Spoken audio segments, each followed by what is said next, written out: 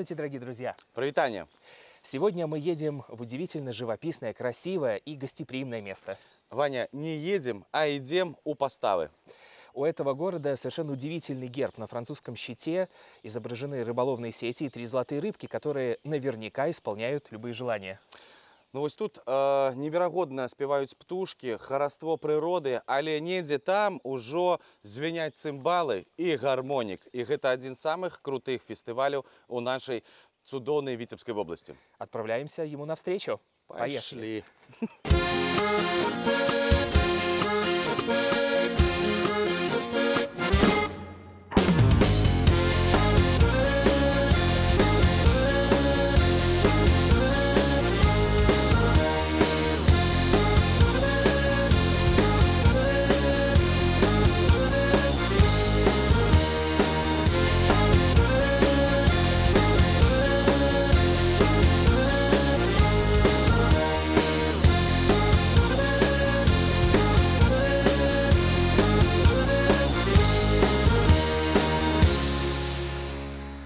Виталий, огромное вам спасибо за такое прекрасное начало нашего путешествия, за такую экскурсию. У всех, кто приедет в Поставы, может быть точно такое же путешествие, как и у вас. Ну и у вас же есть разные маршруты, так само, и разная протяглость, и складанности. Да, мы составляем разные маршруты, разные сложности, которые подходят и для детей, и для взрослых. Виталь, вот мы приехали у Поставы, як мясцовы жыхар, с чаго параеце пачаць знаёмства с города? Я думаю, что знакомство с Поставами можно начать с дворца Тезенгауза. Спасибо. Ну, як сказали, так и пойдем. До встречи.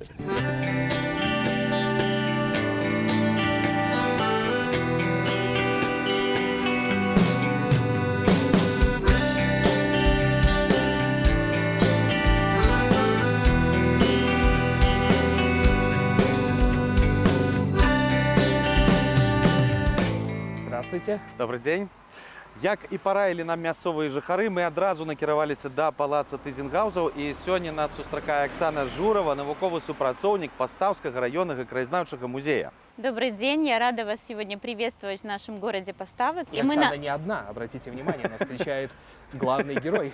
Да, это памятник Антонию Тезенгаузу, который был торжественно открыт совсем, можно сказать, недавно, 27 декабря 2019 года. Антоний Тезенгауз – это представитель старинного немецкого рода Тезенгаузов.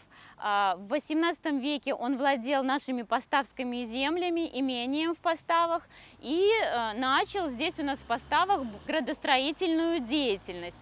Антоний Тезенгауз в XVIII веке занимал пост подскарбия надворного. Если переводить на современный язык, это как сейчас министр финансов. То есть вся казна была в руках Антония Тезенгауза. У Поставах. Да. Унаследовав имение в Поставах от своего отца Бенедикта Тезенгауза, он приехал сюда, и что он здесь встретил? Ничем не примечательную деревянную постройку. То есть здесь ничего, по сути, не было. было? Да, ну как бы была рыночная центральная площадь с деревянной постройкой. И вот он решил из нашего ничем не примечательного местечка, тогда Поставы были местечком, сделать город европейский, центр культуры и ремесленничества.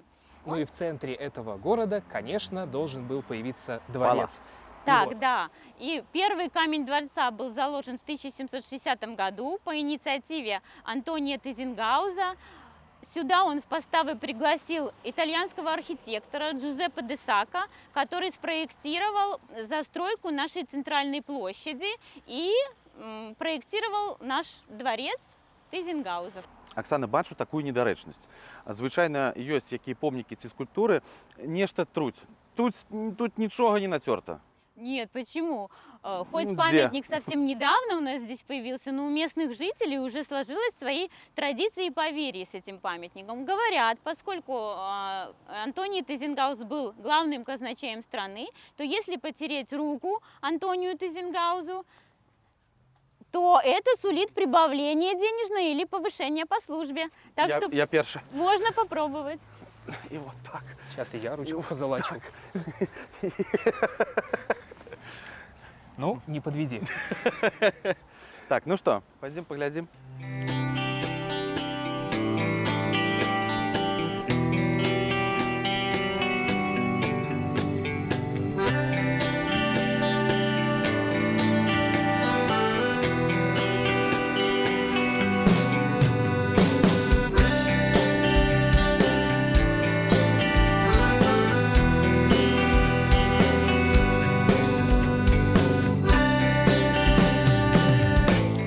Строительство дворца заканчивал уже внучатый племянник Антония Тизенгауза Константин Тизенгаус. При Константине Тизенгаузе была достроена северная часть дворца, вот это вот шестиколонный портик. Стиль, в котором построен дворец, это стиль классицизма. Фасады дворца, они до нашего времени дошли, вот как построили в XIX веке, они дошли практически неизменно, но интерьеры дворца, к сожалению, были утрачены. Но утрачены были потому, что в разные годы здесь располагались разные учреждения, и каждый наверняка там что-то менял под себя. Так, все верно. Последний потомок Тизенгаузов, граф Пшездецкий, покидал нашу поставщину в 1939 году. Здесь какое-то время стояла кавалерийская немецкая часть. Потом, после освобождения постав в июле 1944 года, располагался штаб танковой дивизии. Ну а потом в 50-х годах 20-го столетия здание дворца было передано под центральную районную больницу, и до сих пор здесь находится стационар номер 2 центральной районной больницы. Ну, але гэта зараз больница, і калі прыязджаюць турысты, хай яны не думаюць, што толькі больница і нічога нельга паглядзець. У вас же ёсць цудоўны музей. Экспозиции нашего краеведческого музея располагаются в подвальных помещениях дворца Тизенгаузов. Там есть что посмотреть.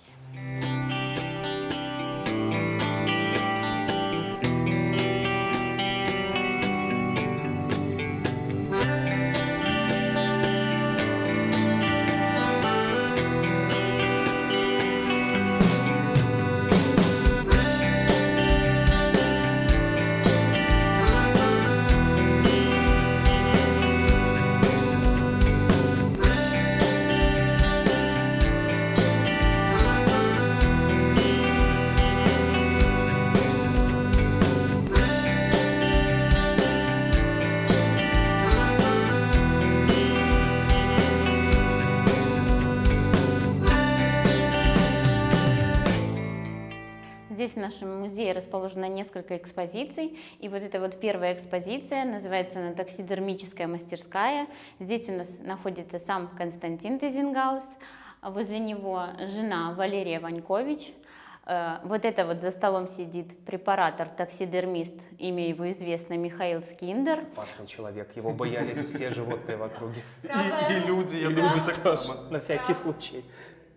Правая рука Константина Тизенгауза, именно он помогал изготавливать, возделывать чучело птиц.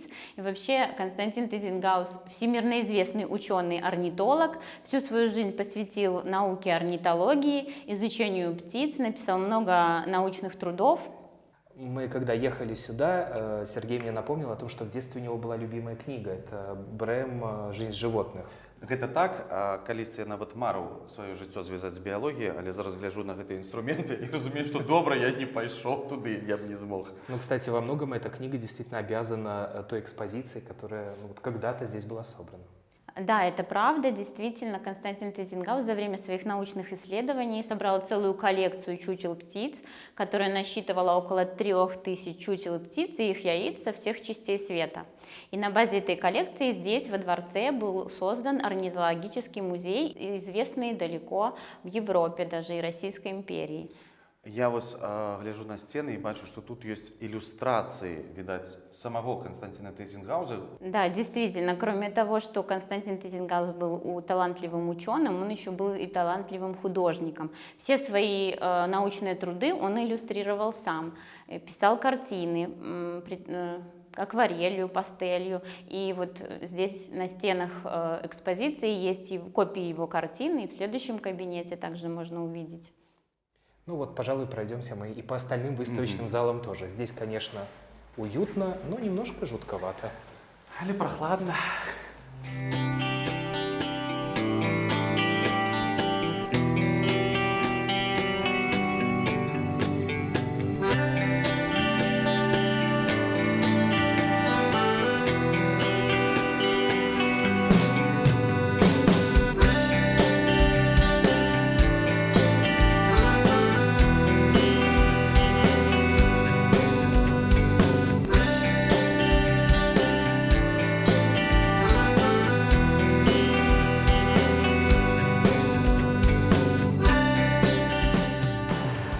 Если вы хотите приехать в Поставы почувствовать себя немного в Италии, насладиться красотой архитектуры, которая сохранилась, вот дошла до наших дней, то приезжайте в любые 362 дня в году, но только не в те 3 дня, когда звенят цимбалы и гармоник, потому что, конечно, огромное количество людей, много разных объектов, и не все можно рассмотреть, но мы постараемся вам это показать. Оксана, ну расскажите, чем уникален этот архитектурный ансамбль, который чудом, наверное, сохранился здесь?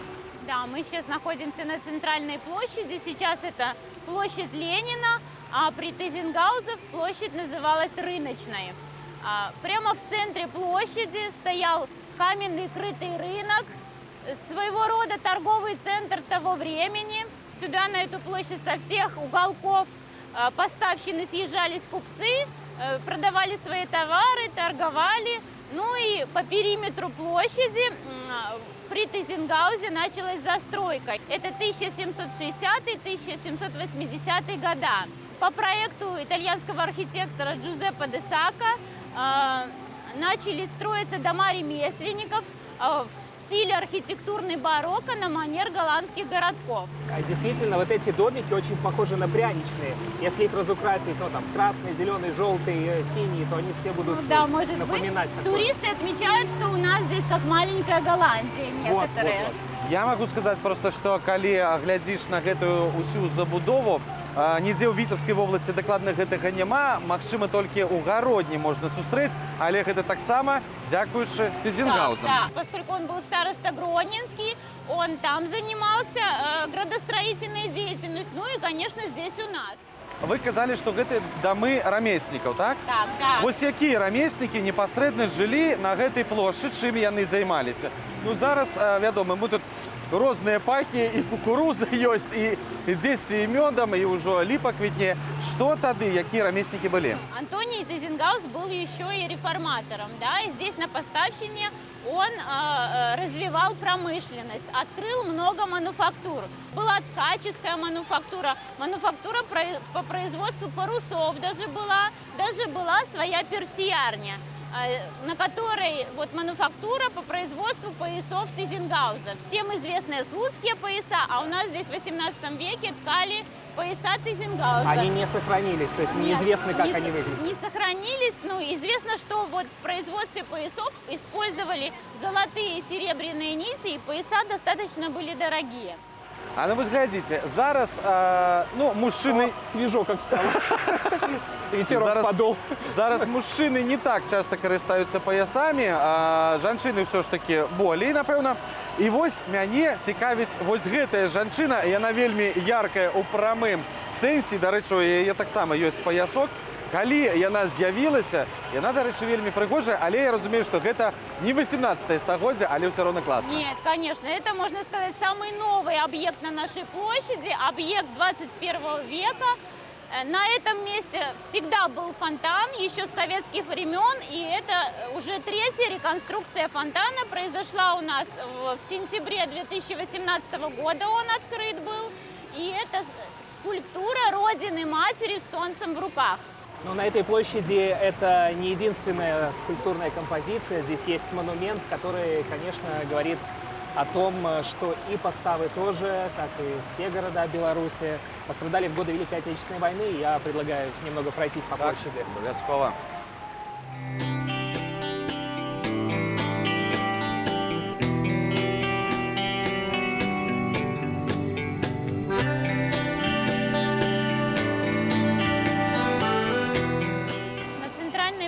У нас есть памятники, посвященные периоду Великой Отечественной войны. Это обелиск, братская могила, в которой похоронены освободители, гвардии генерал-майор Кляра Игнатий Викентьевич и полковник Харырский Дмитрий Васильевич. Они в июле 1944 года освобождали наш город Поставы и район, и погибли, и похоронены здесь, на центральной площади. Также у нас есть мемориал воинской славы, это аллея героев, мемориальные плиты, на которых нанесены фамилии героев Советского Союза, которые тоже воевали, освобождали нашу Поставщину от немецко-фашистских захватчиков. Во время наших путешествий мы много говорим о Великой Отечественной войне, но поскольку мы оказались здесь, в Поставах, то совершенно точно мы должны упомянуть и события Первой мировой войны, потому что для Запада Витебской области как раз-таки Первая мировая война была тоже очень разрушительной.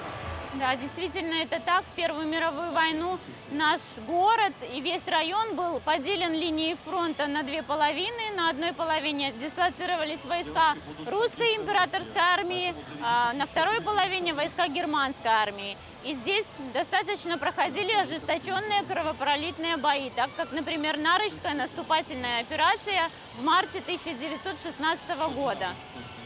Мы постараемся воспользоваться каждой минутой этого светового дня для того, чтобы насладиться праздничной атмосферой и, конечно, посетить несколько главных объектов поставок.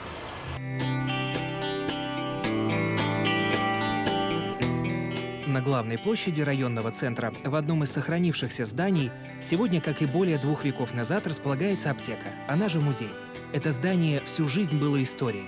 В старинные времена врач здесь вел прием, и всегда была аптека. Большинство представленных экспонатов относятся к 20, 19 и даже 18 векам. Здесь воссоздали рабочий кабинет заведующего, торговый зал и рабочее место провизора. Вся мебель старинная. Книги по фармации, документы, аптечная посуда, приборы и аппараты погружают в атмосферу аптеки 250-летней давности.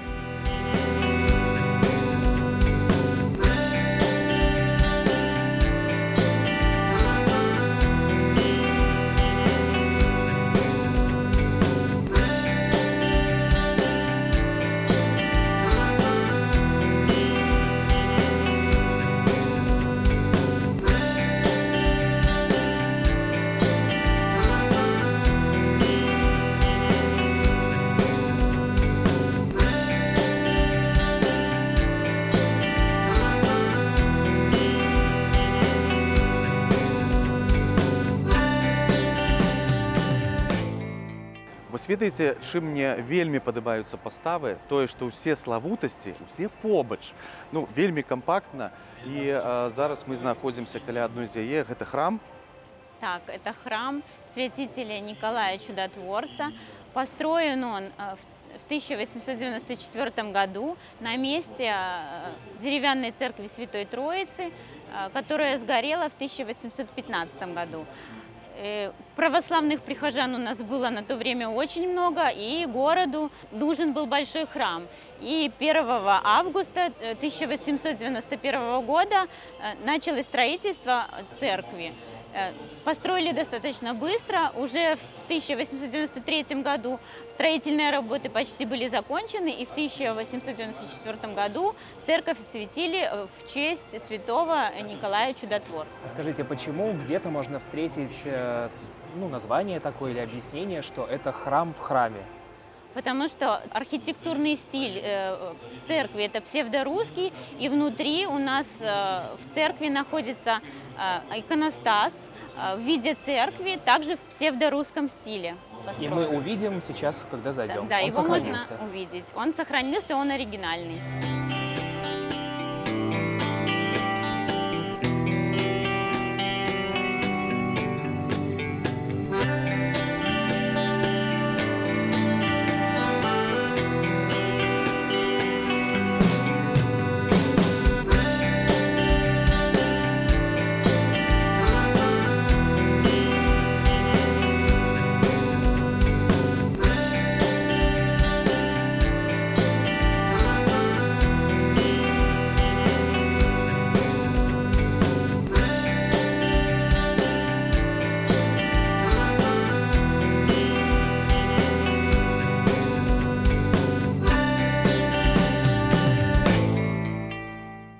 Оксана, у нас до вас традыцыйнае пытанне, адкуль узнікла назва паставы? Што тут такога паставілі? Ці тут, можа, такое было бойкае месца, калі вось гэтая рынкавая плошча, можа, тут нейкія стаўкі рабілі? Ну, вообще версий происхождения названия поставы есть несколько. Одна из них связана тесно с речкой нашей Мяделка, с мельницей, построенной на ней. Поставы произошло от слова «постав». Так называли рабочую часть жерновов, которая состояла из 2 мельничных камней, которые поставили один на один. И одна версия только, и все? Больше Нет, нема? еще одна Давайте версия оставим, есть. а мы будем То, выбирать, что какая нам у больше нас- подобается. Так, то у нас здесь река Мязелка образует два става, и первые жители начали строить свои дома именно на берегу речки, и поселение по двум ставам получило название Поставы. Ну, вот две версии есть, уже Ну, добро. из двух мне нравится больше версия про мельницу, хотя бы еще потому, что вот она. Тогда это мельница, памятник градостроительной архитектуры второй половины 19 века. Изначально на берегу речки Мязелки была деревянная мельница, но во второй половине 19 века реконструировали и на месте деревянной мельницы построили уже каменную. Ну, зараз тут уже не млин, тому коли хто раптом намилився на млин змалоть збожжя не отримається, бо зараз тут цудовний дом рамёстваў. Оксана, дякую вам за цудоўную экскурсію. Мы яшчэ больш полюбілі паставы. Зараз мы яшчэ прагуляемся ў касцёл, а потым трэба ж ужо цалкам акунуцца ў гэтую фестывальную атмасферу. Дзякуй, Абавязкова. добрага цудоўнага дня вам. И вам так само. Касцёл святога Антонія Падуанскага ў Паставах сапраўдны помнік архітэктуры. Узведзены ён з чырвонай нетынкаванай цэглы ў 1898-1904 годах у неагатычным стылі па праекце архітэктара Артура Гойбеля. Будынак быў моцна пашкоджаны ў гады Першай сусветнай вайны, затым адноўлены. У савецкія гады касцёл закрылі і пасля Другой сусветнай вайны зладзілі ў ім склад. Пазней унутры размяшчаўся цэх прамысловага прадпрыемства. У 1988 годзе святыню вярнулі вернікам.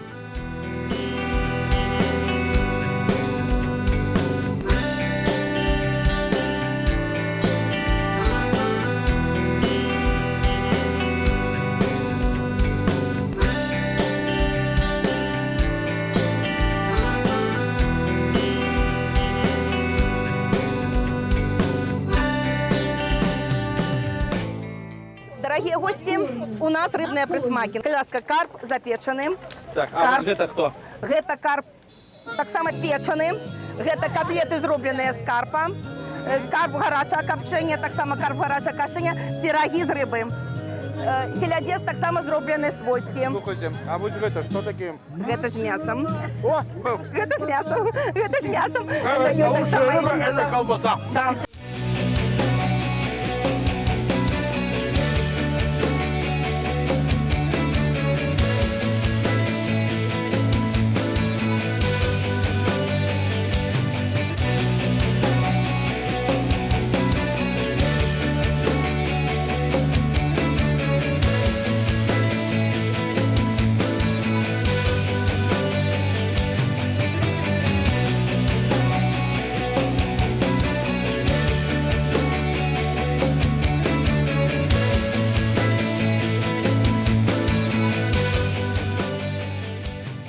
І вось на фестывалі мы сёння сустрэліся з Сергеем Владимировичем Шчэрбам, з чалавекам, якімі знаёмы ўжо давно, на розных фестывалях сустракаліся і на браслаўскіх зарніцах, напрыклад, таксама. Сергей Владимирович, вы нам абяцалі калісьці навучыць свісцець. Ці дудзець, як Мы правильно. вас по звуку-то, в общем, и нашли среди всего этого многообразия. Ну, ведаете, вы приехали до меня на родзіму, по сутнасці, в этот куточек Пастаў на гэтай свята, і таму мне, як гаспадару гэта свята, трэба выканаць свае абяцанкі. О, давайте цацанки, а мы будем выконывать Скажите, цацанки. кто такая Карина и почему на ней Карина. нужно играть? Надо относиться до гэтага пытання вельмі так тактоўна. Так. Вообще-то акарины – это итальянское слово. Она означает «поющий гусенок», гусеня. В 16 стагодзе придумал эту назву итальянский мастер. И она пошла по всему свету уже как акарина.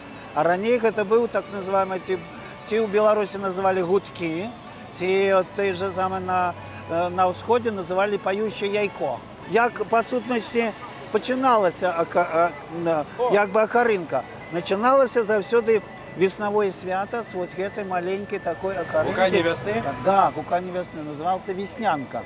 И она самая гучная. Можно поглядеть? Самая гучная, да. И можно Ось. дунуть? А, не тільки дунуть. Чому тільки дунуть? Треба ми зараз будемо гукати весну понарошку. Поглядите. Не надо нам весну, давайте Нормально. лето пусть будет.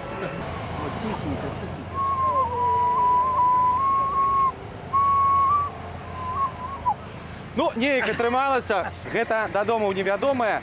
Нас чакаюць новыя вандроўкі. Да сустрэчы. О, спасибо. Прикольно так. А дайте мне якой у меня тут.